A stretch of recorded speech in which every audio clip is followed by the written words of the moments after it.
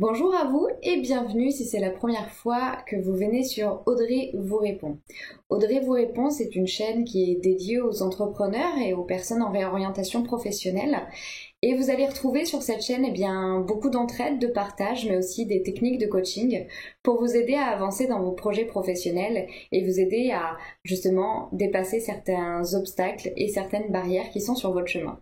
Alors, comment ça fonctionne? Rapidement, je vous explique, mais si vous voulez avoir plus de détails, je vous invite à aller sur la première vidéo postée qui s'appelle Entrepreneur et résoudre vos problèmes grâce au coaching, qui explique un petit peu de tout.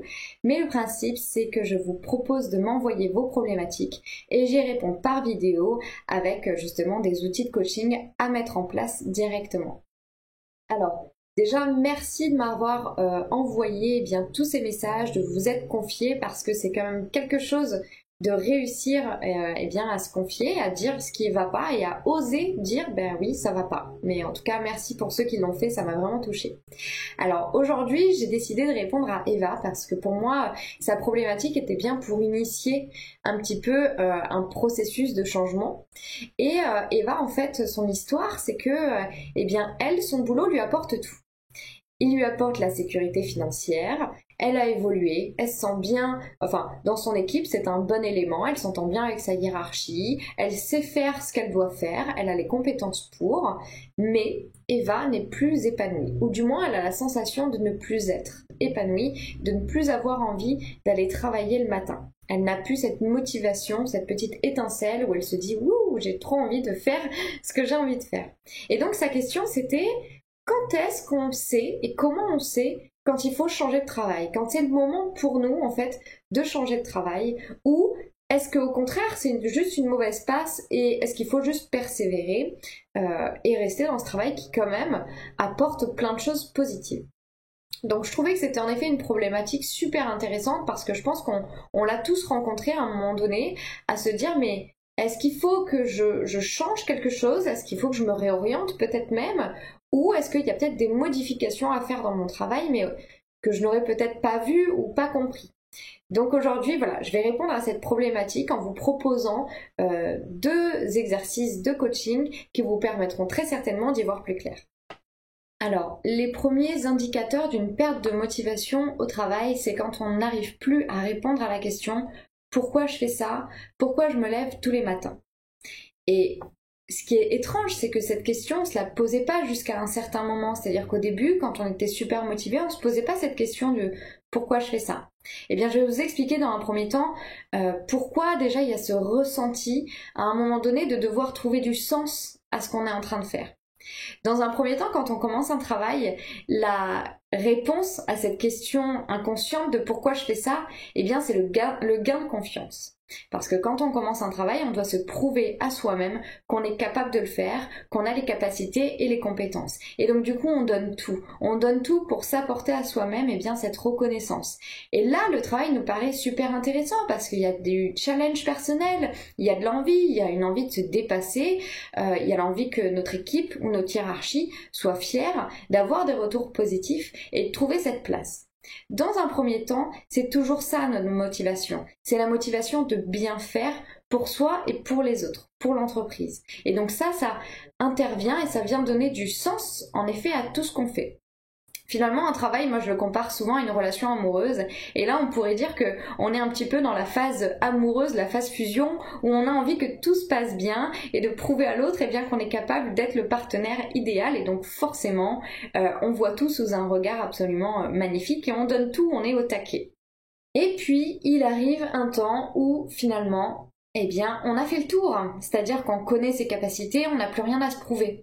On sait que, on a un bon élément, on sait ce qu'on est capable de faire, et une certaine routine s'installe. Et qui dit routine, dit ennui. Et l'ennui, c'est vraiment notre pire des partenaires au travail, et même dans la vie de tous les jours, parce qu'il nous fait voir la vie un petit peu plus noire, et plus rien ne nous éveille vraiment. Et donc là, on remarque encore plus le collègue qui fait des blagues pas drôles à côté, ou alors la hiérarchie qui nous met un petit peu plus la pression, ou alors justement ces horaires qui sont pas assez flexibles, et la fatigue qui se fait sentir. parce que le manque de motivation, eh bien, empêche de recharger en énergie. Et là, on commence à se poser plein de questions. Ces fameuses questions du pourquoi du jour au lendemain j'ai plus envie? Pourquoi ce travail-là n'est plus épanouissant alors qu'il l'était au début? Et je pense que Eva se retrouve un petit peu dans cette situation où elle a ce sentiment d'avoir fait le tour.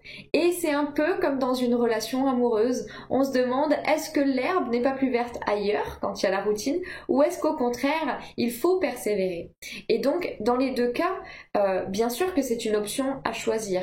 Mais je pense qu'avant de faire un choix, il faut être certain. Et il faut surtout ne pas avoir de regrets. Donc ce que je voulais vous proposer aujourd'hui comme exercice, ce sont des exercices qui vous permettent de faire un choix conscient et pas par dépit parce que eh bien il y a juste voilà un petit peu moins de motivation, un petit peu plus d'ennui et un regard qui est un peu plus négatif sur votre environnement de travail.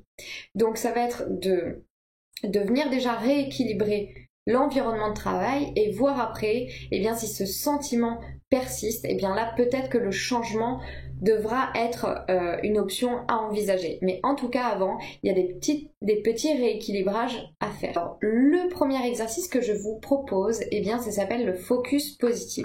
C'est déjà essayer de changer la vision que vous avez sur votre environnement. Parce que là, cette vision, elle est troublée par justement ce manque de motivation et cet ennui. Donc ça va être de rééquilibrer en apportant une vision plus positive. Pour ça, je vais vous proposer de faire une liste et de vous noter dessus tout ce qu'a de positif votre travail. Tout ce pourquoi vous avez décidé à un moment donné de travailler bien dans cette boîte ou dans cette branche-là.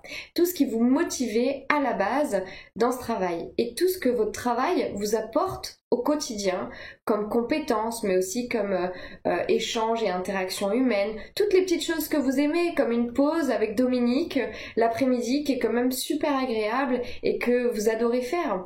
Ou encore la capacité eh bien d'avoir des responsabilités, de gérer des projets. Peu importe, tout ce qui vous plaît dans ce travail-là. Le but étant de changer de lunettes. C'est-à-dire que là, vous êtes dans une période où vous voyez les choses en noir. Et donc, le fait de faire un focus positif et déjà de se dire qu'est-ce qu'il y a de bon dans mon travail et de ne se concentrer que sur ça pour les jours à venir. De ne faire émerger et de ne donner de la valeur que sur ce qu'il y a de positif. Eh bien vous verrez que déjà ça va permettre de rééquilibrer un petit peu la balance et vous verrez que votre énergie, votre dynamisme à aller travailler sera différent rien qu'en faisant cet petit exercice-là, de vous rappeler ce qu'il y a de bon dans votre travail. Le deuxième exercice que je vous propose s'appelle la responsabilisation dans le négatif. Donc là, dans un premier temps, on a fait une liste de tout ce qui va bien. Donc ça, c'est la partie la plus facile. Là, je vais vous demander de faire une liste justement de tout ce qui va mal, c'est-à-dire ce fameux regard un petit peu négatif sur les choses, tout ce qui vous énerve au quotidien. Et par rapport à cette liste-là, eh bien, ça va être de se responsabiliser par rapport à ce qui nous arrive de négatif. Parce que vous avez votre rôle à jouer dans ce qui est négatif dans votre environnement. Vous n'êtes pas obligé de seulement subir ce qui vous arrive.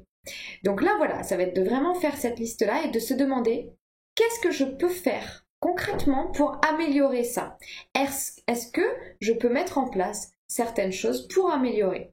Parce qu'il est bien plus simple de trouver le coupable parfait. Mon collègue qui est trop sévère, ma hiérarchie qui m'en demande trop, mon travail qui me convient plus, et de pas du tout se remettre en question sur ce qu'on a la capacité ou non de faire. Ça, c'est bien trop simple et c'est pas ce que vous allez faire. Donc, ce que je vous propose, voilà, c'est ça.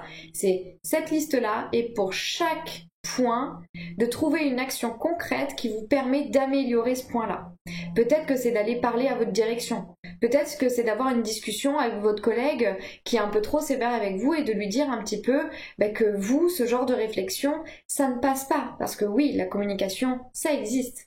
Peut-être que c'est aussi de demander de changer de mission si c'est possible, de demander à votre hiérarchie s'il y a une possibilité de changement. Mais en tout cas, vous avez des choses à faire pour transformer votre quotidien sans avoir forcément à claquer la porte immédiatement. Donc responsabilisez-vous dans ce qui se passe dans votre vie, aussi bien sur l'émergence du positif que sur diminuer le négatif.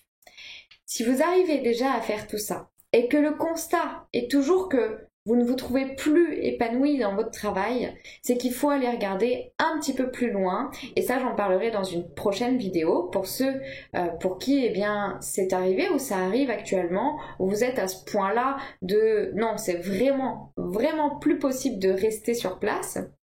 Eh bien, on verra comment procéder. Mais en tout cas, augmentez le positif et diminuez le négatif et voyez ce qui se passe. En tout cas, je vous incite toujours à m'envoyer vos difficultés, vos problématiques. N'hésitez pas à me les noter soit en commentaire de cette vidéo, soit à me dire, m'envoyer votre mail et je vous contacterai directement pour qu'on puisse échanger ensemble. Et moi, je continue donc de faire des vidéos comme ça.